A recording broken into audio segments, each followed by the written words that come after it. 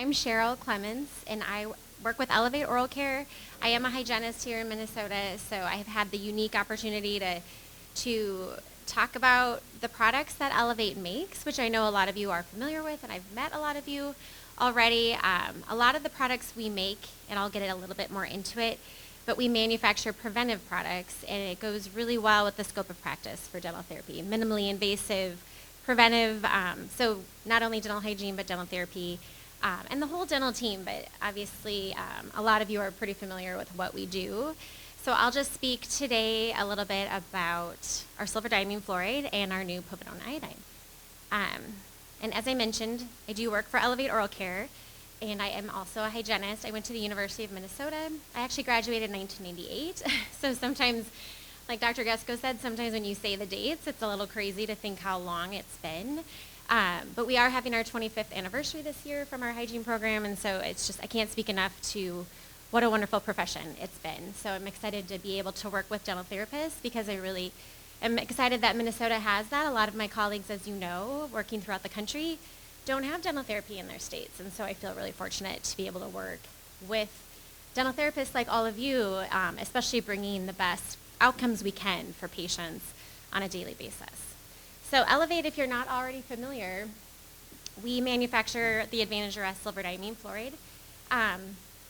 The owners of Elevate used to own Omni Oral Pharmaceuticals, and when we sold to 3M in 2006, Elevate was born. So we only sell direct, and we are very passionate about advocacy, patient care, access to care, preventive dentistry, minimally invasive treatment options, and so the owners of Elevate really were passionate about bringing silver diamine fluoride to the U.S., and were able to accomplish that. But I always like to point out how much history they have beyond Elevate. A lot of prevention products and research and education were being something that was high on our priority list well before we became Elevate Oral Care as well. Obviously, as dental therapists, I know you guys are very well versed in silver diamine fluoride. If you can believe it, I still go to offices every day where they've never used it and they haven't heard of it. Of course, I try not to judge and think, how can you possibly not know what silver diamine fluoride is? That's why I'm there, to educate them. But I can say, even in the last 2.5 years that I've been in Minnesota as a rep for Elevate, we're seeing just an increase in the use of it. So as you all know, the benefits of it, it's great to see private practices, even practices that consider themselves too cosmetic or too, our patients wouldn't want to have the dark staining. We're starting to see that mind shift where there's a time and a place for SDF no matter where you practice. So it's really great for me to be able to be part of that on a daily basis as well. But just a little history on SDF. It's been used in other countries for decades. Advantage RS, our product, was first cleared by the FDA in 2014. So if you're like me, obviously dental therapists are in a little different, with your practice being a little bit newer to Minnesota, but I practiced for years as a hygienist with no access to SDF. And so, of course, I look back and think of all the patients I could have used it on, but I always try to focus on the fact that at least we have it now and just try to use it as much as we can moving forward. But it really is amazing to think we've only had it for about 8 years in the U.S., but we have it now. So it became available in the U.S. through us originally. It's been sold off-label as for the arrest of tooth decay. It's actually approved for dental hypersensitivity reduction, but we use it off-label to arrest decay, and I'll get a little bit more into the preventive use of it as well. One thing that's exciting to note is in 2016, we were granted breakthrough therapy designation by the FDA for an oral care product. Really, that's not given. If you're not familiar, it's not given generously. It's a big deal to have a product that it really means there's nothing else like it. I use the word game changer a lot when I talk about silver diamine fluoride. It can be life-changing for the patients that we use it on. And then in 2021, the World Health Organization added SDF as an essential medicine. So again, just gaining that respect and that knowledge and the just the more widespread adoption of using it has been exciting to see. So as I said, Elevate Oral Care makes Advantage RS, which you see on the left. There is also a product called Revastar. There's 2 different ways to purchase it in the U.S. there's really just the two of us. It's kind of amazing that there really isn't a lot of options, but I know a lot of you are familiar with Advantage Arrest as well. But there is also the Revastar product available in the U.S. 25% silver.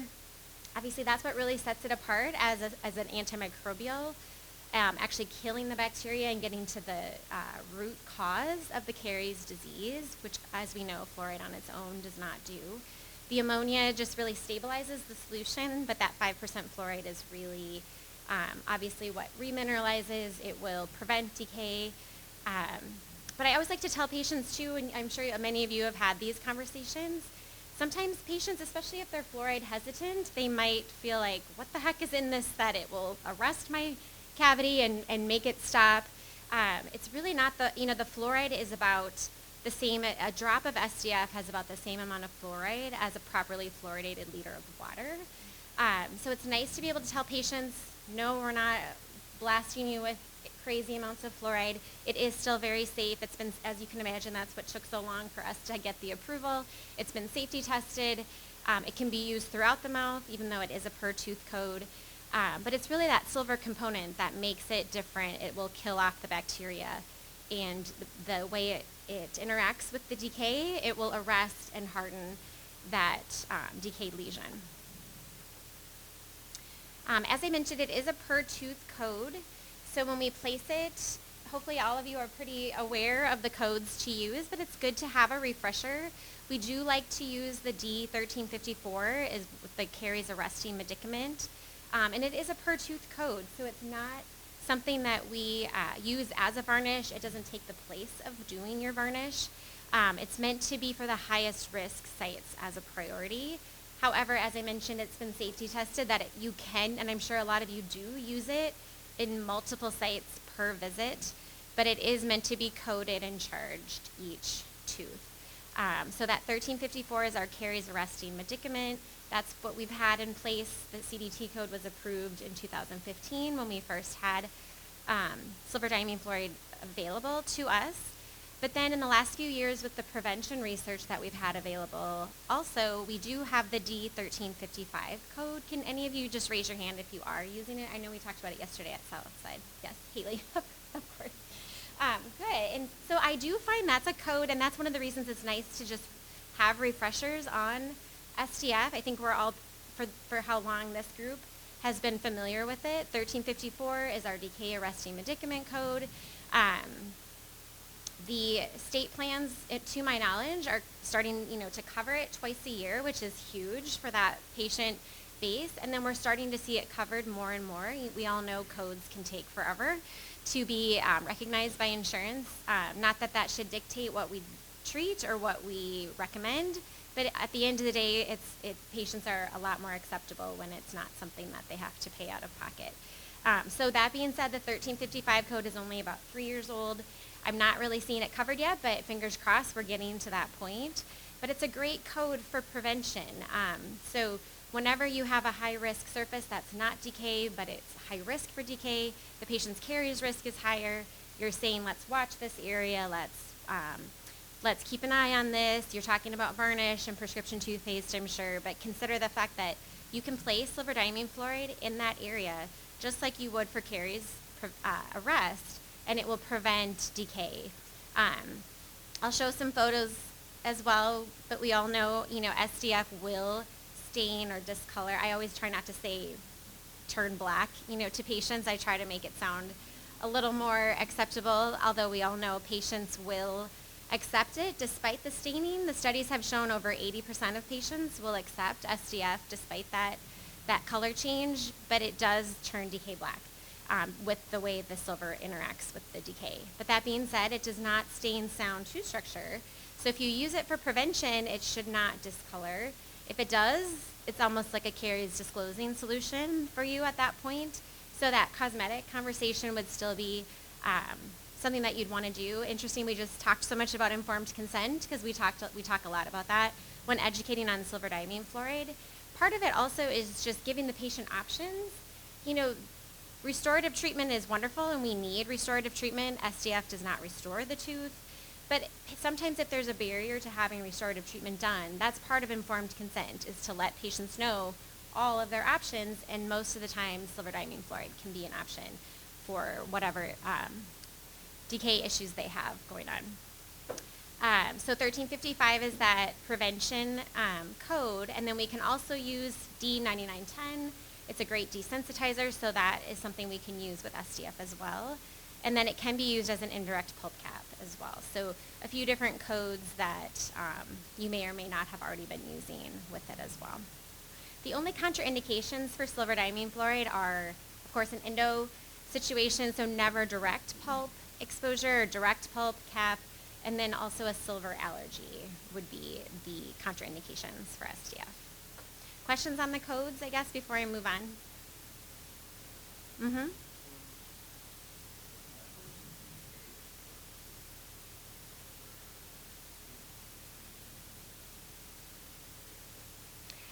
To my knowledge, they have started covering D1354 twice a year. If any of you have seen differently, certainly let me know. I always say I'm not an insurance, I'm not a practice consultant. I just share what I hear through talking to offices, but D1355 is not usually covered. I do think we'll get there. I think we're on the right path, but so far it would usually be out of pocket. And that's sometimes the reason why it's not used, of course, as often. Yes. Yep. Yep. Per tooth. Yes. I do hear that a lot where they think, well, that's a misconception sometimes anyways. Some offices think it's only for children, so that's part of the education. But yes, adults or children. And then the nice part is we're starting to see private insurance cover it occasionally. Still not often, or certainly not the norm with private insurance, but it is something that I do hear offices say they are starting to see as well. But yeah, the main thing to know is it is a per tooth code. You would charge and code per tooth application, and the state plans are covering it that way as well. There is a new medical code as well. This was exciting this year, so that's just on there on the bottom. As many of you know, pediatrician offices are my kids are old enough where they never had fluoride varnish as in the pediatrician's office, but with caries rates skyrocketing in that population as well, it's great to see pediatricians, school programs. Of course, a lot of us are the ones who go into the school programs, but even a school nurse, it's great to see how much more fluoride varnish is being utilized. But now there is also a CPT code for silver diamine fluoride for use in medical settings. So I think that will open up access to care. So it's a very new process. I don't personally go into medical offices. I've been kind of sticking with dental offices so far. But I think over time, as it gets adopted, I'll be able to go in and educate medical teams on how to place silver diamine fluoride. And then they will have their own code to be able to place it as well. Yes. Yep. Yes, but it's an actual code now that the medical teams can use to be reimbursed too for it. And again, it's kind of that whole access to care. If patients never come in to see us in the dental office, hopefully they would have the option at least in the medical office as well, or kind of meant to complement what we're doing in the dental field as well. But again, just another way for these patients to get the treatment that they need for prevention and decay, high caries risk and rates. I won't spend a lot of time on application. I'm sure everyone in this room has probably used it. You can certainly come and talk to me at the booth if you have specific questions, but we've kind of adopted the slogan of dry, apply, and say goodbye.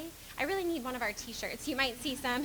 I haven't gotten one yet, but if you go to any of we're always at the national conventions and local, and so we have t-shirts made now that say dry, apply, say goodbye. And that's really the gist of it. You just clean the site, isolate, dry it, apply the SDF for about a minute. We do recommend the fluoride varnish application afterward. For a long time, it was just kind of anecdotal evidence. A lot of key opinion leaders were just feeling like it worked better and it tastes better when we cover it with a better tasting fluoride. But the research over time has supported that it actually does increase the efficacy to use it with varnish. And as I said, being a per tooth code and our varnish code being 1206 full mouth code, they don't take the place of one another. Of course, as I said, I'm not an insurance, I don't coach people on insurance, but it is often not covered together to do varnish and SDF on the same day, so that's just something to note, not that we don't still charge and use it, but it's just a good thing to know that usually those two codes won't be covered the same day. And then there's no post-treatment patient restrictions. Of course, if you're placing varnish, then you would follow the varnish restrictions. With our varnish, the Floramax varnish is only don't brush for about 4 hours. There's no other restrictions afterward. But just with silver diamine fluoride, it would be really no restrictions at all. And then it is recommended to reapply each recall visit going forward. And so obviously dental therapists place it, hygienists can place it, and dental assistants can also place it. Really anyone who can place fluoride varnish in Minnesota can place SDF. Also with the staining, it does, as I said, it doesn't stain sound, enamel, or dentin, or when treating sensitivity, but it's good to note, and you have probably had this happen, if you use it on demineralization, which is a great indication for it, you can see that color change with demineralization. In my own experience, I have some recession and I've used it on myself, or had my hygienist place it. It looks like a little bit of coffee or tea stain in my mouth when I've used it on some of my recession root exposure areas. But it does polish out. I'm not saying it would always polish out. In my mouth, it has polished out, and it's an immediate desensitizer. But again, whenever you place silver diamine fluoride, be aware if that cosmetic color change is an issue. Make sure you're, again, part of informed consent, making sure the patient understands that.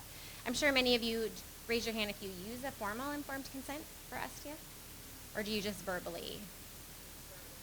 Yeah, I see it both ways. We have a lot of examples, so again, just see me if you need any examples of informed consent. That's a lot of what we do as well.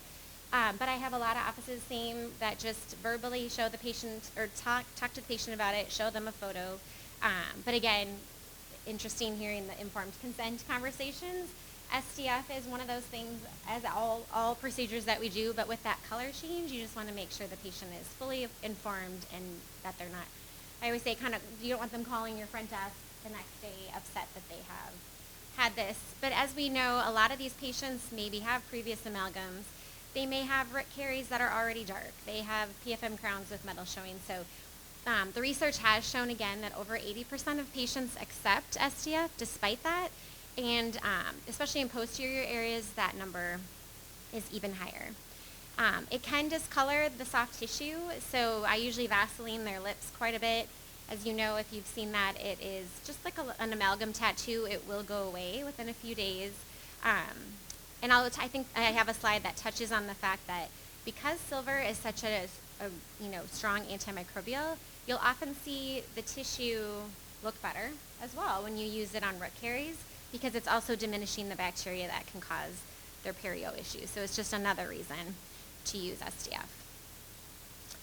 If the stain is an issue, some of you may use the SMART technique. It is a great procedure for any of the providers who can do it, but obviously with dental therapy, it goes right in the scope of practice for your minimally invasive, more conservative options. But it can be covered with glass ionomer or any other restorative. Potassium iodide has been used to reduce the staining.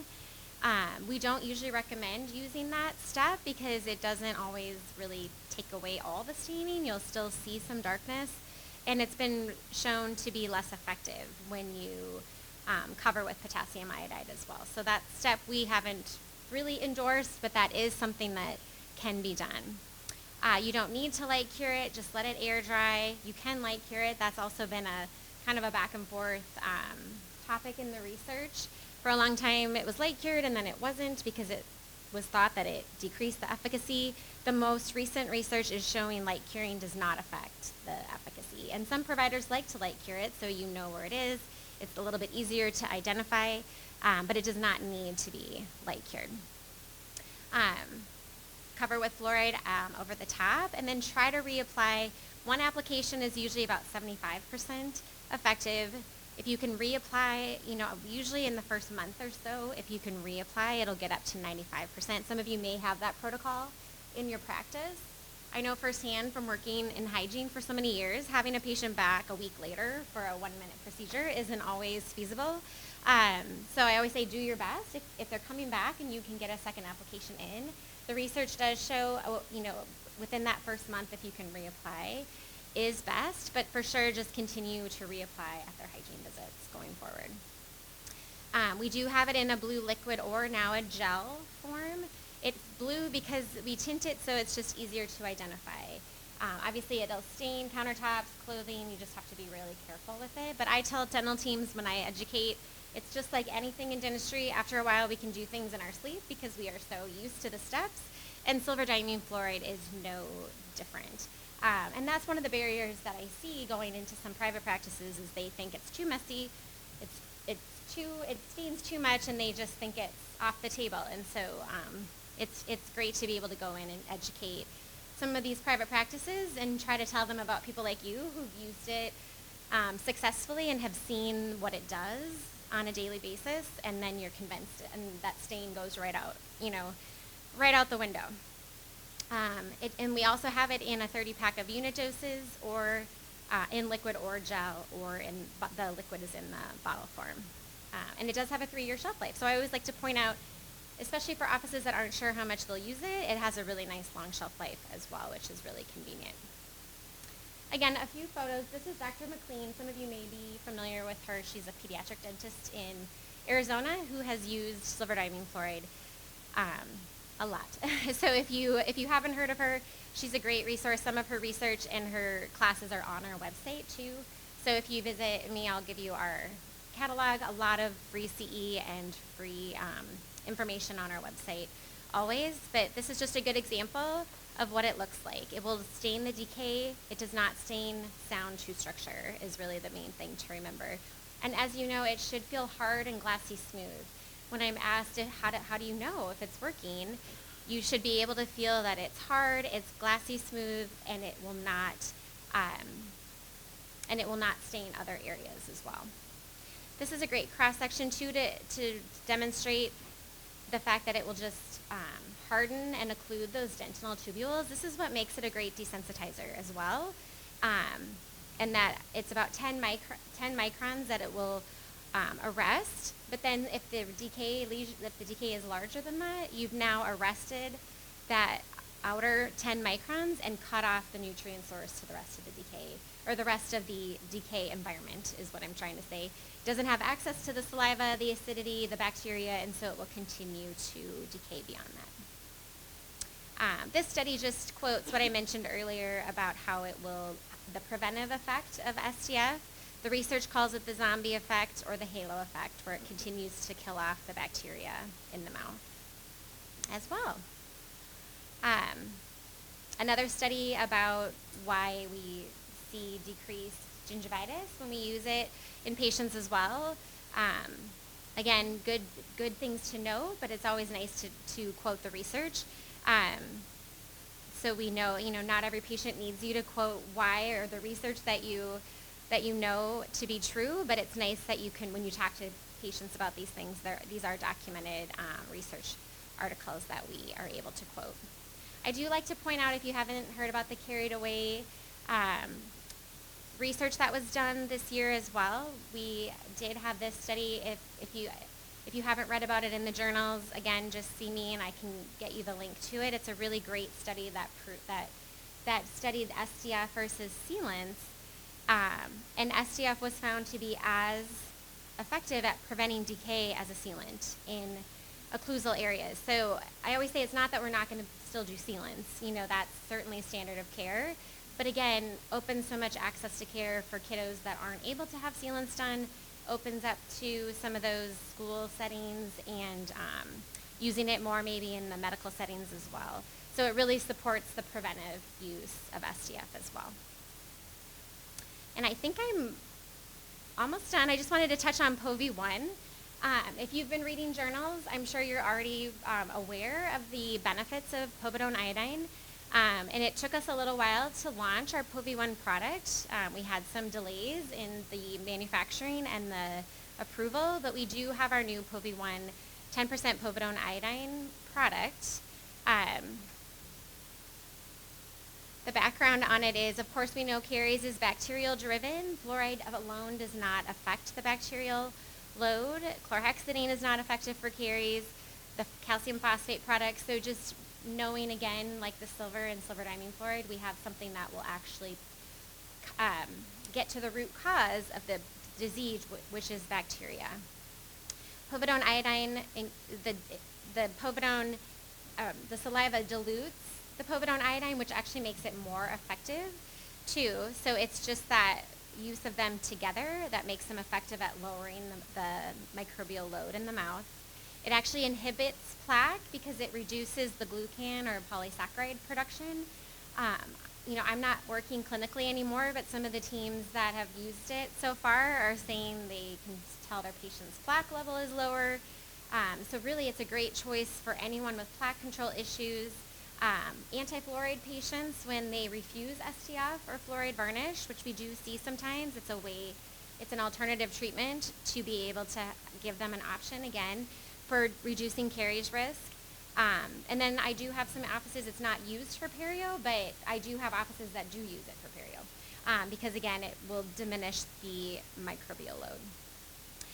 Iodine is effective, but fluoride is effective with it, and so it is still recommended to do fluoride varnish with the povidone iodine. And it's actually put on in a little varnish type ampule like you see up here. We package it with 6 ampules in there. The first one, the povidone iodine, would be put on like a varnish in the office, and then they're sent home with the box, and there are 5 more in there. So a high-risk patient would be, it would be recommended for them to use once a month at home until their next 6-month recall. A moderate risk patient could do every other month. And so sometimes it can be just a really great choice for patients where compliance is an issue. Maybe they're not doing the brushing, they're not doing the rinsing, of course nursing home patients or even children. Or I always say if it's the patients who are doing all the things and their decay rates continue to be high, and you're throwing the kitchen sink at them when they come in every visit and present with root caries and recurrent decay. So another good choice to, again, treat the bacterial part of the disease as well. And it won't discolor. It will look, you can see on the pictures, it does look dark when you first paint it on, and then once it dries, it's not a permanent stain, and it doesn't stain anything else at all. And then you would just cover it with the varnish afterward. The code that we see for this one is 1355, usually. Again, not always a covered code yet, but that would be the most appropriate code to use. Is that caries preventive medicament. You can also use the 9630 code, which refers to the times that we give patients products to use at home, because it also falls into that category. 4381, of course, is the antimicrobial code for perio, so it's not necessarily appropriate, but that one could loosely fall into that category as well if you use it, because it is an antimicrobial agent. It's very new, so it is something we're still kind of gathering feedback on, but I've seen mostly that D1355 code used as well. And again, I have lots of information at the booth. You can take some of the literature that I have, but just wanted to give everybody a little bit of an overview on that. But questions that I can answer at all? Have any of you used povidone iodine at all? Or iodine in general? No? Yeah. Hopefully it's something you hear more about as you go forward. Mm-hmm. Yeah. So far I've seen it charged again. We first launched it in I think it was April, so still pretty new. But the kit, your cost for the kit is about $15. And then most offices, I mean, as you all know, some offices charge cost for things and others will charge more. Of course, it's always appropriate to charge more when you are educating, doing the procedure, stocking, researching. So I always say no matter what your philosophy is, it can be appropriate. But offices that are charging it out, I usually see them charge about $50 to $60 to the patient. And it is that 6-month supply, or even 12 months based on their risk factor as well. Do you know, this might even be a question for some of our user ads, is this invasive fluoride at that point, if that is, or is going to be incorporated into the curriculum? Well, I know I've been to all of the programs and we actually have school programs for it. So if any of you work in schools, that's a good way to know. We have a professional education consultant who helps write curriculum. So we're really working to make it mainstream. But I would say most of my kids go to other states for the Minnesota hygiene programs, the dental school, I think the assisting programs are at least talking about it. They may not be using it in the clinic. They're not maybe doing it clinically, but they're learning about it. So that's exciting too. New grads should be, hopefully they use it and learn about it for sure. Anybody else have a, I know we put them in, they don't use them a lot. I graduated hygiene school in Wisconsin in 2019 as a wastewater director. Good. Yeah.